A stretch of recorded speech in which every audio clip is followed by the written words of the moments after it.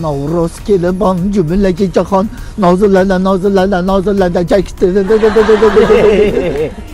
Jakuşo'nun muhlisleri indi banda callana.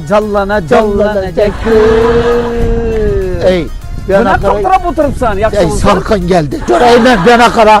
Ağa isap. Hayran kaldım. Bana kara.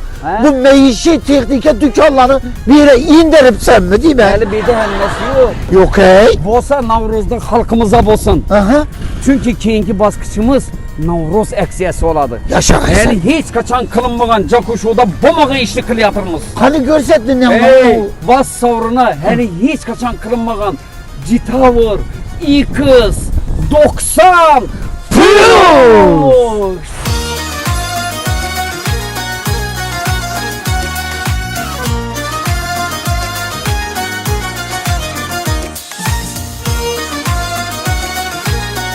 Yanında 4 paket daması birbirine acayip duruşlarına kara. İsap, appak Yaka mı? Bundan taşkarı 140 tane mahsulat kara. 4 haladinli, İsap. 5 tane kirmaşin avtomat, İsap, otomat aralaş, Aha. 20 tane televizyon, oynatasan 2 konditsioner, yine ne ola bize de mikrovalnovka mini peşleri, 5 tane kuller, 5 tane vesebeti, 5 tane galısı, televizikleri, başka sovgaları hele köpüsü yok bir de. Olsa halkımız hezetsin. Hezetsin.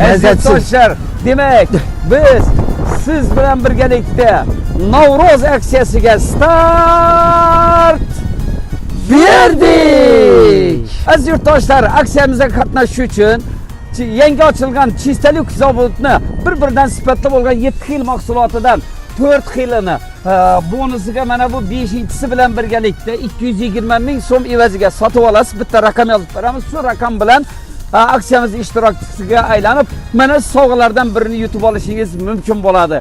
Gazı berasizlar O'zbekiston Telegram orqali 70 132 06 69 rakamı ishlab turibdi. Telegramdan salomlab yozsangiz bo'ldi. Rossiya va Qozog'istondagilar uchun +7 916 702 99 00.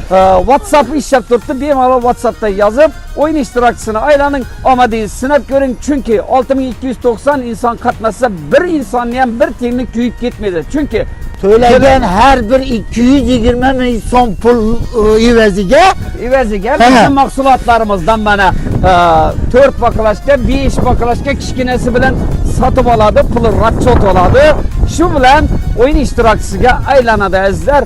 Omadi kelganlar mana 5 ta mashin bir-biridan ajoyib sizni kutib turibdi. Hammamizga Navruz muborak bo'lsin.